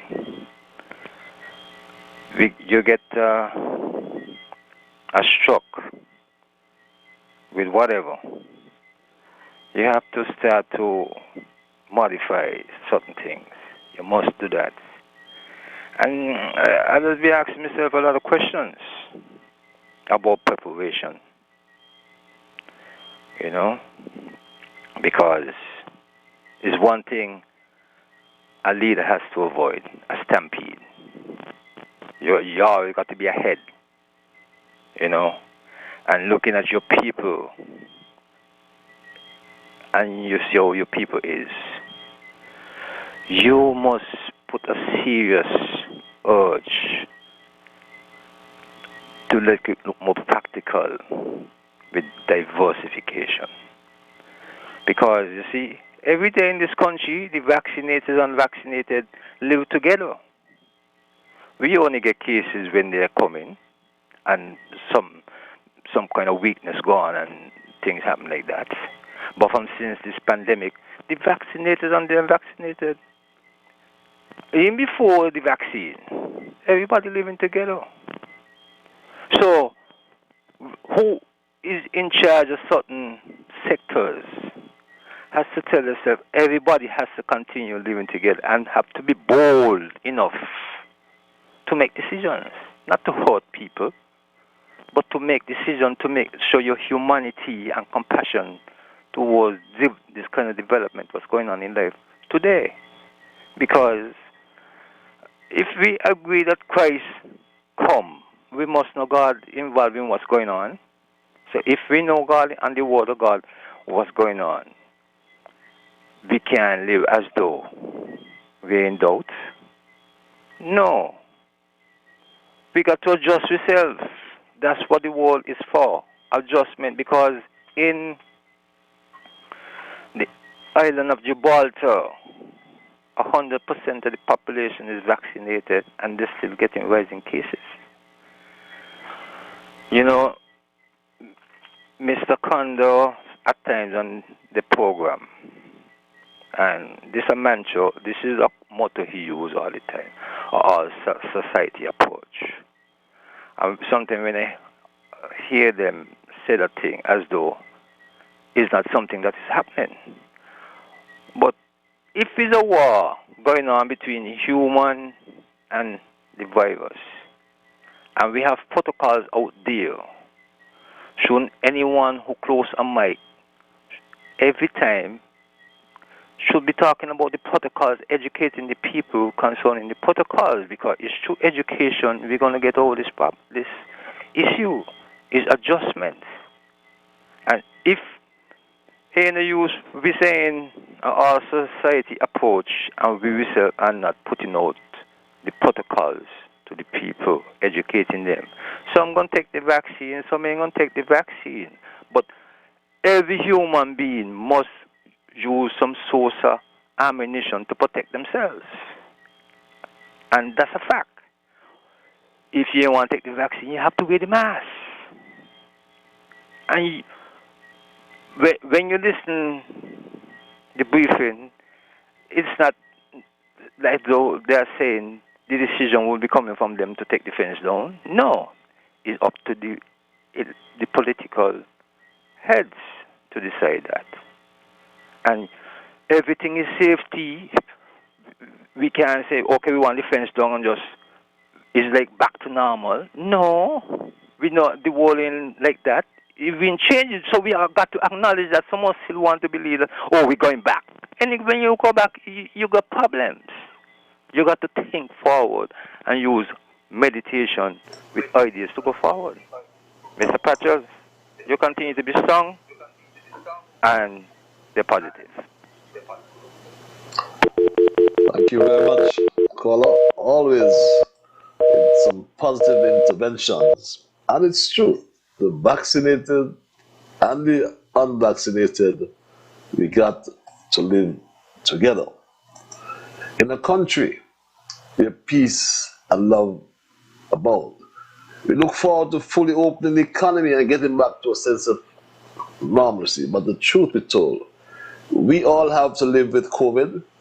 And like that caller just said, the vaccinated and unvaccinated have to live together. And we are already doing that. So let us stop the division and united, let us stand. Caller, You're live. Good evening, Honorable. Mind you, I am not against defense, right? I think defense is a good idea. What I am against, that to see, actually I sit down there in the little corner down there, and see people come from me, we say they are like 4 or 5 children, to Palace to buy a pair of shoes. And before one the security people scare them to Palace to get the shoes so they could go back to Nevis, they tell them they can't come. The woman have she vaccination card and the rest of them had the vaccination card. I think that is wrong. There's nothing wrong with defense. While the people are vaccinated, they should be able to go to Port-Zanted to do any kind of shopping they want to do. And what I see there, the fence loan a selection, you know. Because who is renting the fence to tourism at the government? The government could go to Nevis at Long Point and let the people them come down here and build the same fence and maybe build it better at a one price instead of everyday price, and everyday price. You understand me? And just monitor the fence and them good. While you have a vaccination, you is free to go down there and do your trading. Fence and offense. That is the problem. The people who is vaccinated, you can't deny them the right. We are not in South Africa. You know? I telling you, if I want to tell you the honest truth, which I'm going to tell you right now. A big ship in down there Sunday may make a dime. To Friday, a big ship down there make $10 US. You understand me? But I am not complaining because when barley grow, it grow for me. So I just go along with the flow. But at the same time, you cannot stop the people from going to Port-Zanted to do the shopping. And let us go back to the Calypso business. Yes, we are in this virtual Calypso union. And you know, patches is only about, we're going to end up going about 10 Calypsonians. Because a lot of them who sing Calypso, they don't turn out already for not vaccinated. I don't have a problem with that. Because they're in a little children, the same time they could sit down and write a Calypso and do what they could do through the Calypso. They could take time, research the vaccinating, and go and take the vaccination. So a lot of them turn out. You understand me? So it won't be no surprise. Huh? So you're going to make funnels this year? But you can't make nothing. You don't hear. They throw out a lot of people. They have the carnival committee down there. When you go to register, before they say the end come, they're telling you the time done gone. You go to somebody else, it done gone. You go to your band leader, the band leader tell you they have no tent, and the tent is run by carnival and all kind of ignorance and all kind of thing. So they just give you the spirit to turn off. But I hope when they reach to the decision, which this weekend will be the last for some kind of tent that said they got in, right? But they will not, for the finals, they will not have the amount of Calypsonian. Because a lot of people who come into the US are not vaccinated and have no intention of vaccinated. And they let a lot of them come in, dancing, and then call them and send them a text and throw them out. Tell them they got to be vaccinated. So they make nothing. I think them things is wrong. You should let people know before what they're getting into.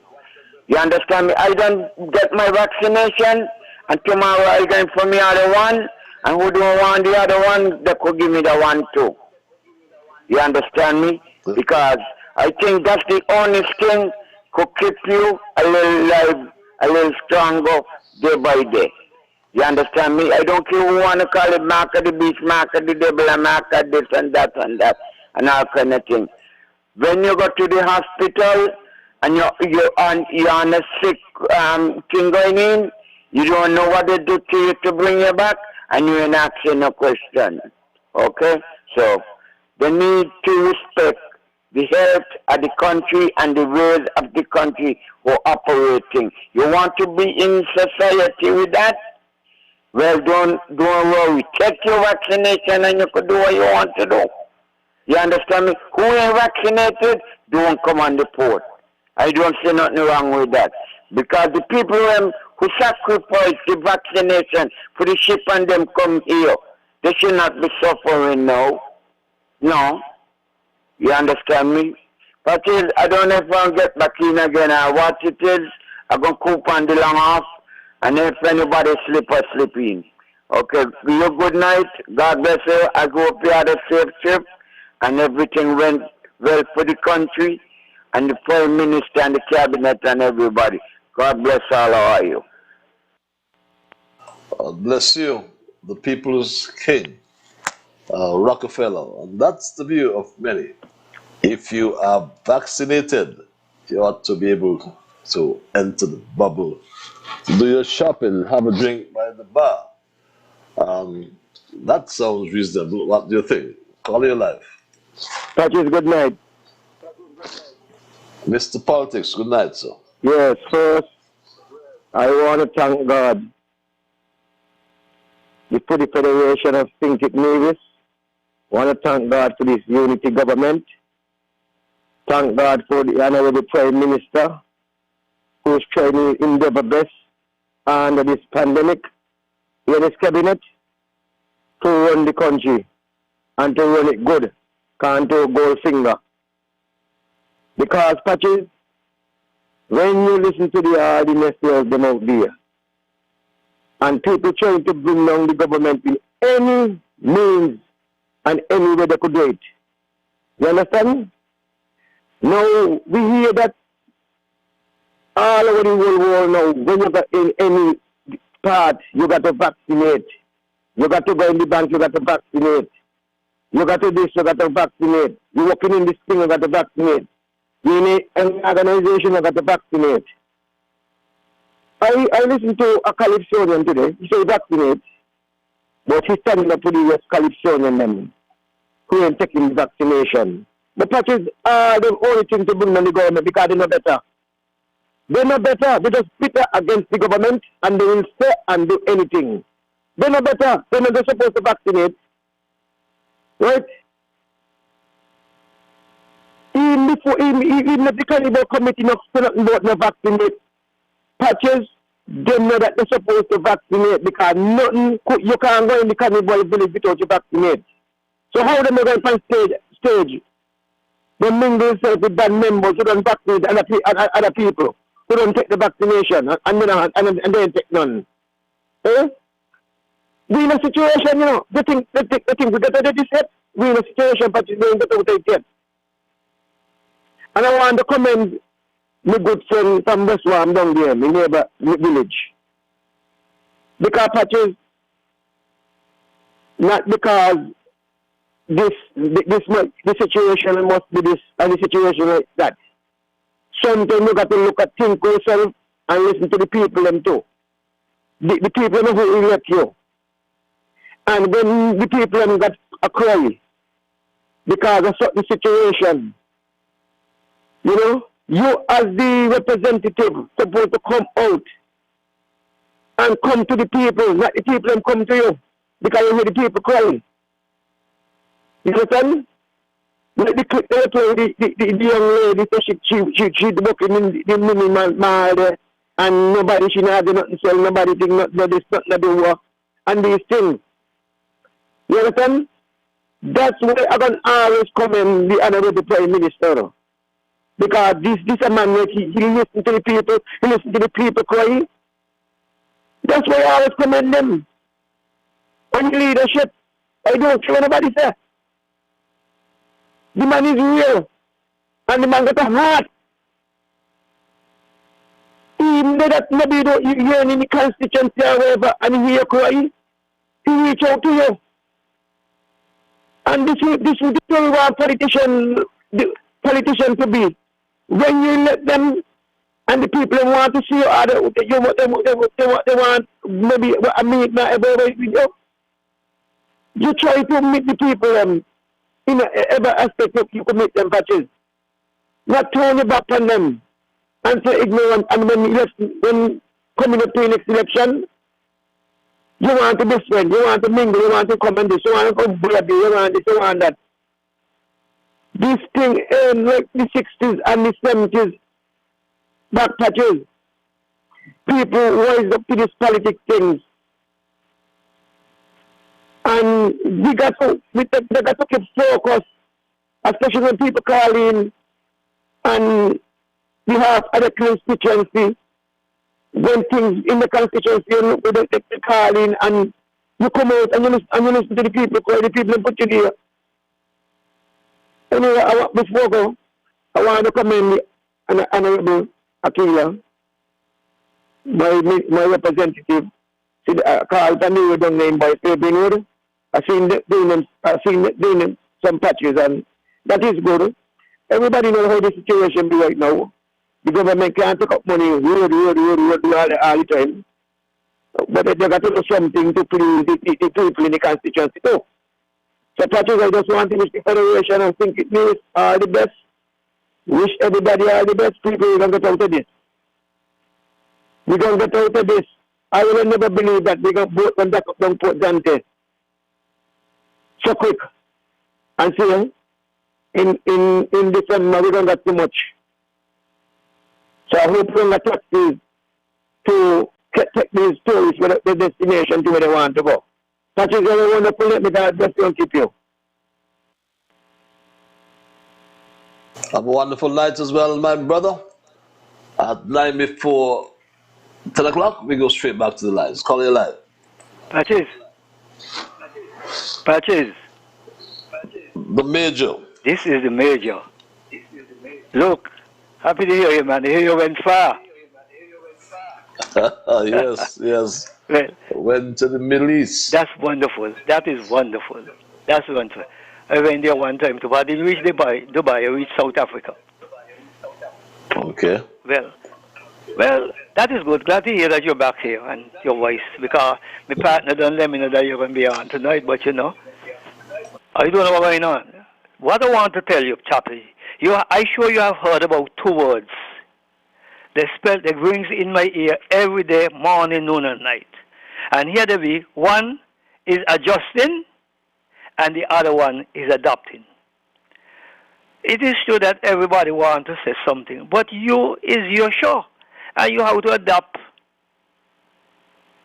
what is happening and adjust, because sometimes they've got some people who make something which is productive, but you can't get in there because so many people talking, and sometimes they're talking, I ain't say it makes sense, but you will have to make your adjustment, Patches. You will have to make your adjustment. I mean, if you want me to be the moderator, I don't mind, I could stay here and do it here.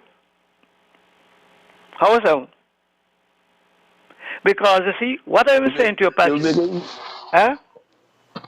Hello? You'll make a good moderator. Yes, a good moderator. I could moderate. What I am saying, Patches, to be adjusting and adapting, you have to learn to draw lines, man. You have to learn to draw lines.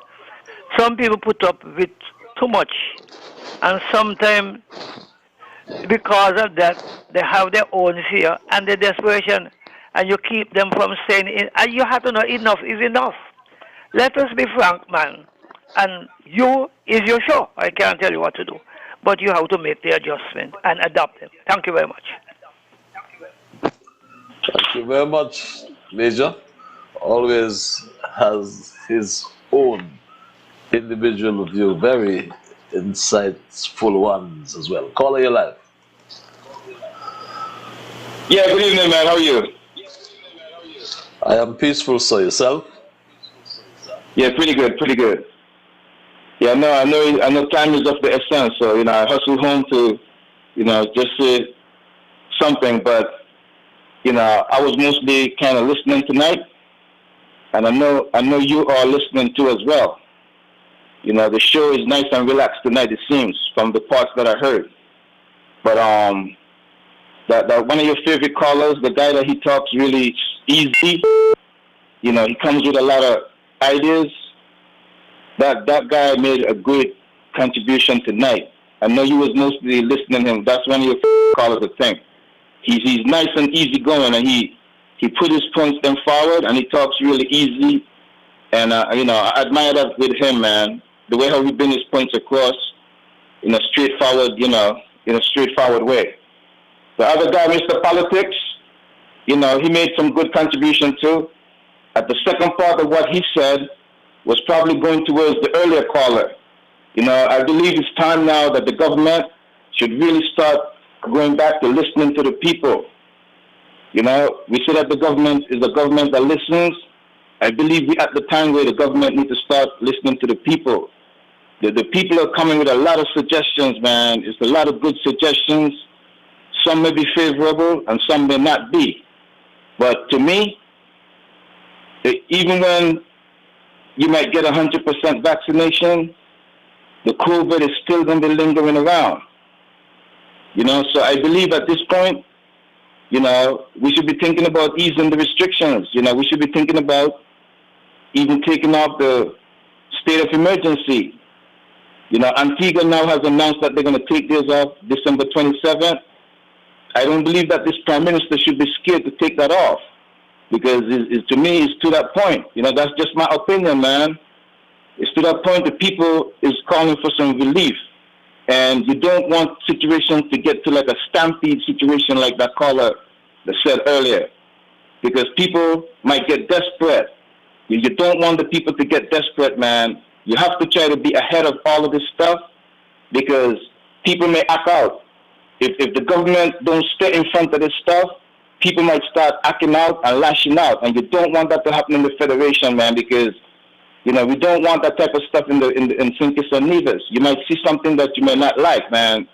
The people don't need to go there. So the government got to stay in front of the people and relax the place and be ahead of the people, because, like they say, a hungry man is an angry man. We may not die from the virus, but you can't afford to let the people die from hunger. So it's a give and take at this point. The virus is under control, and so the government now has to start about going back to doing the people's business, diversify, and trying to get the wheels moving forward. All right, that's my contribution, man. All right. Sound contribution, my brother. Yeah, yes. Thanks. Have a good night. Thanks a lot for your input as well. Have yourself a wonderful night. We go straight back to the lines. Call your line. There will be no stampede. St. Kitts people are law-abiding citizen people, but they might have demonstration if things not going the way it should go. The Bible says, let everything be done decently and in order. I want to ask you this question and then I'm going. Before the fence was installed, was there any information to people who going to try to trade over there and who go to buy that they're going to put up a fence for this reason or that reason? And who the fence belongs to? And Patches, I think the government have too many people in top position who do not have any love for the lesser workers them around them. They know they've been placed in a top job, and that's all they care about. They're getting the money, and the thing they are doing to the people underneath them, it is hurting the people them. And the lesser people who are getting hurt, they are crossing the wrong set of people. All you got to know who you put up there in position. There's many ways to bring down a government and sabotage by hurting the people who you're supervising so that they could get confused and abuse the government. Move them from there and put up your own people. Your own people who put out there, move them there. Because they ain't going to change. It's only Jesus could change them. Patricia, have a good night. Thank you. See you Thursday. Have a good night as well, my Straight Dog family. As we wind down tonight's programming, I'm going to take 2 more calls before I run. I'll make this call my penultimate call. Call you live. Again, I want to thank the Honorable Sean K. Richards for reaching out. It's some desperate taxi man and hearing the cry in the cabinet. You had some golf ball was between them, eh? Some golf ball was between them. I really like to see man like Walford Atherton independent man who knows about the taxi. You know, you ain't got James Busu no more. And these guys, Geoffrey Man, Joe Logwang, you know, you ain't got them no more. And through that, these people who run in the tourism, they got to go wrong. They have to go wrong. Patches, we got a serious problem. Because Sunday, that proven down there. The tourism allow, well, people saying is they're going on the ship and telling the people them don't come off. And if it's so, I'm going to investigate it. Because I feel I just as good as Scotland Yard when I down the port, you know. And I got friends on these boats. And if they're doing that, they must find a way to get to the reps them and the cruise ship and tell them, no, you are going to come out. We want oil out. Come out and shop. It's true that you can't come uptown. And I asking the Prime Minister to do not move these friends right now. Do not let this thing be a stampede, Mr. PM. I tell you, come down by your, you know. All who vaccinated should be able to go out there. The people who come in from Nevis should be able to, vaccinated, should be able to come and go to the different shops and buy. But leave their fence. Take my foolish advice, Mr. PM. Leave the fence. Don't bother the crocodile them. Because they're in the water, just on the tip of the water waiting.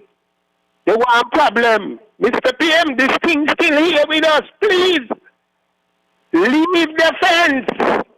Have a good night, Patches. Have a good night, my dear brother. I'll take this and make this my final call tonight. Caller, you're live. Your Patches Megan. Patches, let me tell you something, right? All those who try to sabotage the government and those who the government got in position and sabotage people from do this and do that. Remember when election time come around, then they're doing the beer round. Then they're doing the beer round Patches. Some of them don't make beer round to political meetings and to help strengthen the party or nothing at all with that. They step back. I've already protesting 2015 going up and down. You understand? You don't see none of them. But all twice now, all some of them come in make decision, this, that, and tell the other. You want to come, you want to the TLP, you want to the system, you want to rule so you want to vote for, and the unity government farm, and as far as they're concerned, Patches, that you are not supposed to run the country, run your constituency and run the cabinet. Not nobody out there in front of you who's supposed to be your representative. And that's what take place.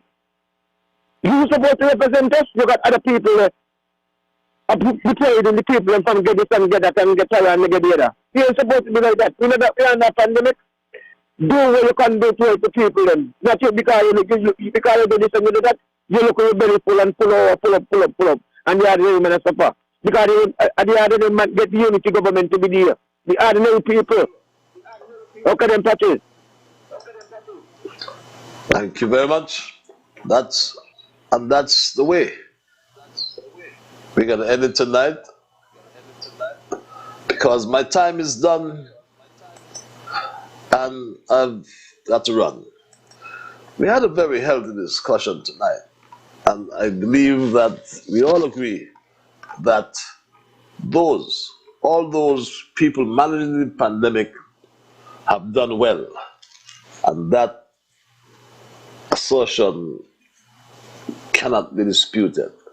Our nurses, most doctors, and in particular our Chief Medical Officer, Dr. Hazel Laws, and our Medical Chief of Staff, Dr. Cameron Wilkinson, deserve our continuing high commendation.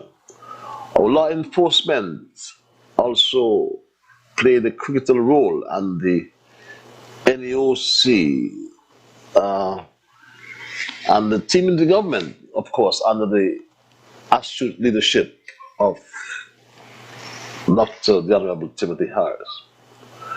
But this coronavirus-induced pandemic is what I should say is a 1 in 100-year cycle infectious disease that spread like a wildfire over the whole wide world. It reminded us that we all live in a global village. When weeks after it was declared a pandemic, we got our first case. The impact of the pandemic has caused families and loved ones to be separated and unable to meet in person. In many cases, it has resulted in catastrophe and deaths. Thousands in St. Kitts Nevis, like all over the world, lost their jobs, particularly here in St. Kitts, those in the hospitality and tourism sectors. Non-pharmaceutical interventions like lockdowns, social distancing, and mandatory wearing of masks remain some of the most disliked responses to the pandemic. While many acknowledge their necessity, the toll that these measures have taken on businesses, livelihoods, and psychological health has been exhausting for many individuals. But that did not stop some people from using this public health issue for political gain. They interjected their politics, their misinformation. The negative impact caused by the pandemic did not prevent petty differences. Through it all, however, there is light at the end of the tunnel. And after positive rollout of our vaccination program in February of this year, the targeted population is now inside. Unfortunately, let's not forget, there have been 28 deaths. The good news is the management of the pandemic has remained focused on getting the Federation back to a level of normalcy. The curfew is now lifted. National Carnival will be celebrating its 50th anniversary in a hybrid format. Again, I plead on behalf of the entertainers that those in authority will create an environment that they can all make some money for once in a long time. Help them to resume their livelihoods. Help them to start earning a living once again. The cruise ships are back. To some people, all is not well. Questions are being asked. How can all stakeholders benefit? How can all stakeholders benefit?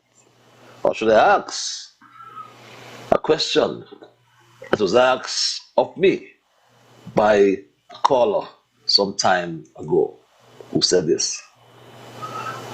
And this caller asked the question, who are to benefit from this COVID, or from the return, I should say, of the cruise ships? And it's a pertinent question. The shops at Port Zante, the private vendors, and for sure the taxi drivers are not looking for manna to fall from heaven.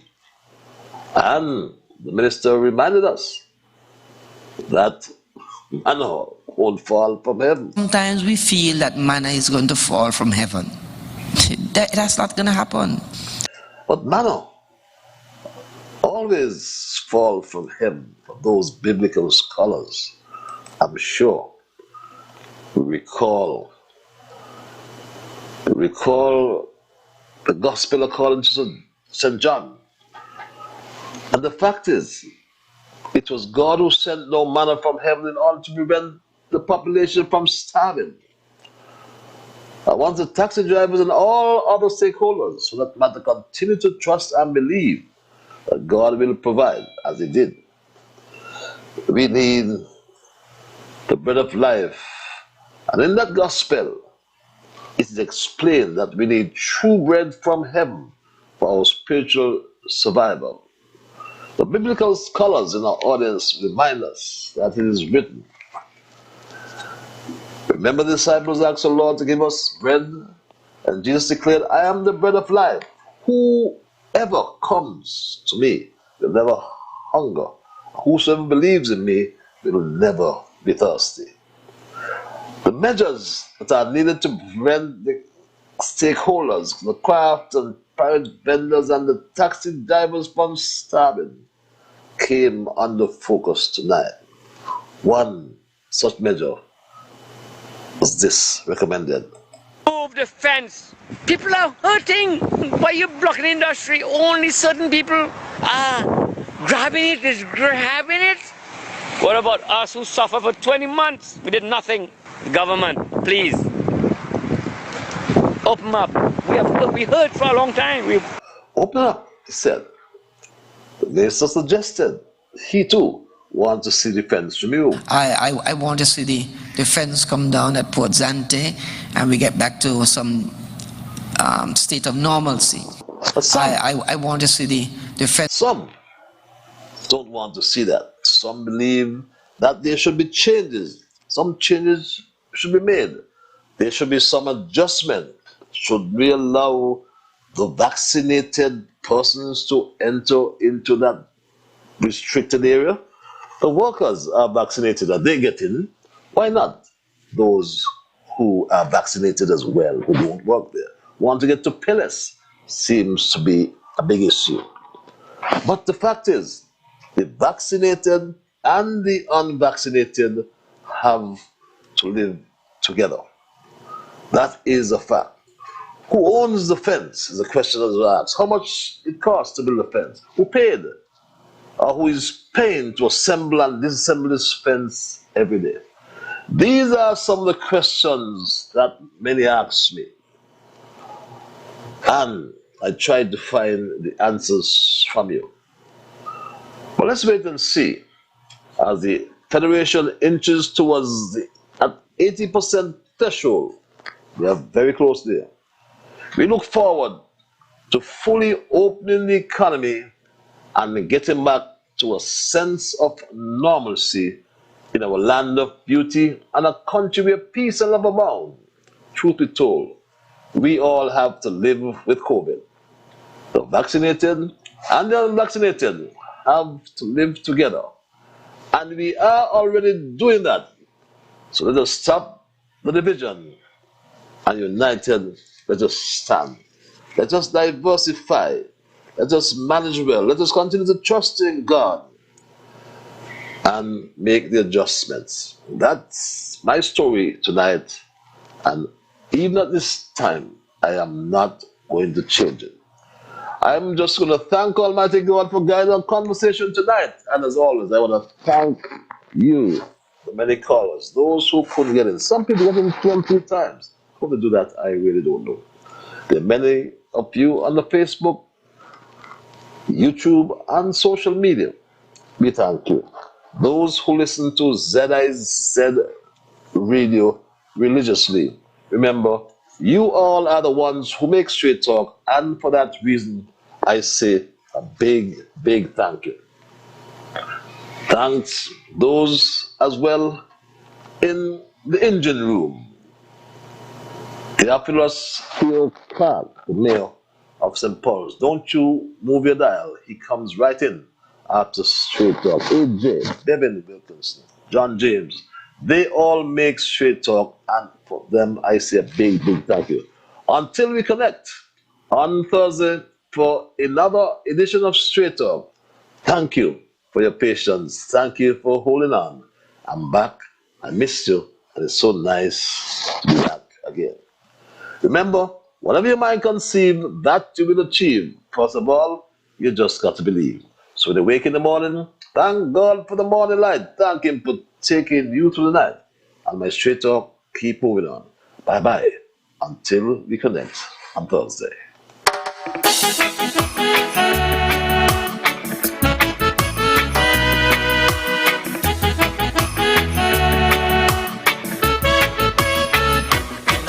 In the morning, I thank God for the morning light. Give Him thanks and praises for taking me safely through the night. For the rest of food and loving care, and for my mother's breath of life that's got me here. So whatever my mind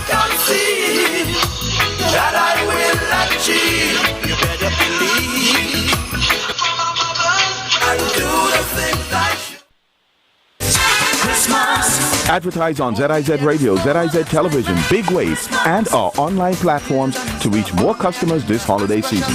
Let ZIZ tailor a holiday advertising solution to meet your need of reaching more customers during this period of increased shopping. Bring more customers to your business with a tailored holiday advertising solution from ZIZ. Call our advertising sales department at 465-2621 to lock in your advertising schedule. ZIZ, we provide advertising